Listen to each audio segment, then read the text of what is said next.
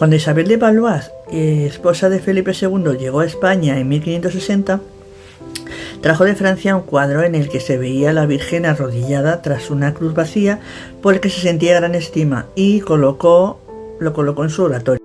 Si os interesa la historia, dar me gusta, compartir, poner algún comentario y seguirme sobre todo para tener más historias como esta. Pero continuemos con el tema. La reina, que tenía 24 años, encargó a Gaspar Becerra, el mejor escultor de su tiempo, que le hiciera una talla de esa Virgen, obra que estuvo terminada a principios del año 1561. Cuando la tuvo ante ella, Isabel de Valois preguntó a la condesa de Ureña, su dama de compañía, ¿qué nombre le pondremos? Y la condesa, que acababa de quedarse viuda, le contestó, Soledad. ¿Y cómo la vestiremos?, preguntó la joven reina. Con mis ropas de viuda, contestó la dama de compañía. Por eso, la Virgen de la Soledad, en la parroquia de La Paloma y en otros centenares de lugares de España, tiene el traje blanco y la capa negra propia de las damas viudas de la nobleza española del siglo XVI.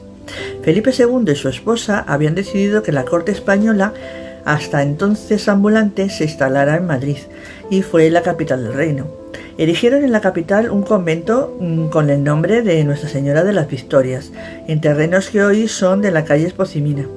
En el altar mayor se instaló la talla de la Virgen de la Soledad, de Gaspar Becerra, que aquel mismo año fue llevada en la Semana Santa en una procesión presidida por los reyes Felipe e Isabel. La protección real hizo que la devoción por la Virgen de la Soledad se extendiera por todo el Imperio español, y al morir Felipe II había imágenes de la Virgen de la Soledad, tallas o copias en tela de la obra de Gaspar, desde el lejano oriente asiático, en Filipinas, América, desde los conventos franciscanos de Los Ángeles y Sacramento en lo que es hoy Estados Unidos, hasta los templos barrocos de Chile.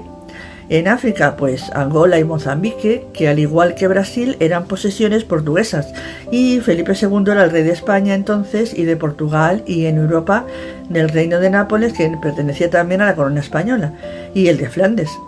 El convento de Nuestra Señora de las Victorias fue destruido a causa de la desamortización de Mendizábal, y la milagrosa talla de la Virgen de la Soledad pasó a ser venerada en la Basílica de San Isidro en la calle de Toledo, en 1837. Cuando llegó el cuadro de la Virgen de la Soledad de La Paloma, era ya venerado por el pueblo de Madrid, y su fama milagrosa se extendía a centenares de iglesias, conventos y capillas españolas. La Virgen de la Soledad era en Madrid, en los siglos XVII y XVIII, la más popular de las advocaciones.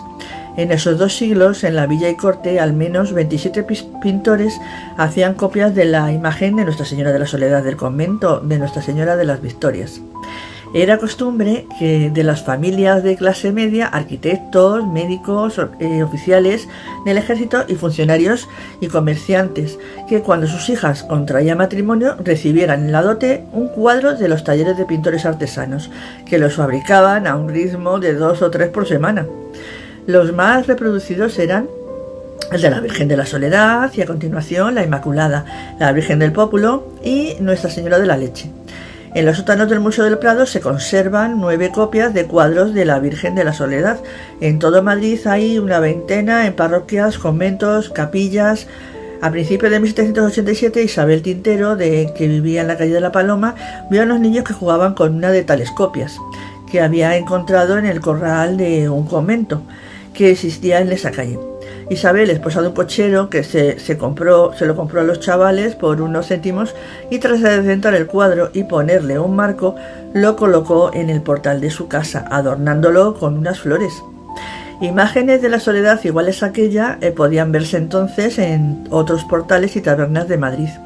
En la calle de La Paloma y muy pronto por toda la ciudad se extendió la noticia de que la imagen de la Soledad era milagrosa y que numerosos enfermos, sobre todo niños, habían sido curados gracias a su intercesión.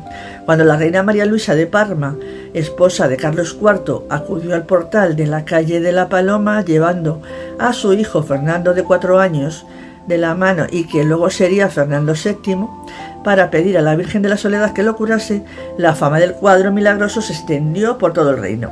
A partir de entonces se inició la costumbre entre las madres de presentar a sus hijos ante la imagen de la Virgen de la Soledad de la calle de la Paloma, costumbre que aún perdura y que se celebra especialmente el 2 de febrero, festividad de la presentación de Jesús o Día de las Candelas, con una popular y bulliciosa asistencia de padres y abuelos que llevan a sus hijos a cumplir esa devoción. La obra de Gaspar Becerra fue quemada en julio de 1936 por causa de la guerra. Al mismo tiempo que ardían centenares de obras de arte de la mayor parte de las iglesias madrileñas. La Virgen de la Paloma es la patrona de los artistas, los toreros de Madrid, de las agrupaciones castizas, de los donantes y trasplantados, de los enfermos de ELA, de los bomberos. Estos últimos bajan cada 15 de agosto el cuadro de la Virgen para llevarla en procesión y al volver a su iglesia la izan de nuevo para colocarla en su lugar. También es la patrona popular de Madrid, aunque la legal es la Almudena, que fue proclamada patrona de Madrid por Pío X. También es patrona del Real Madrid.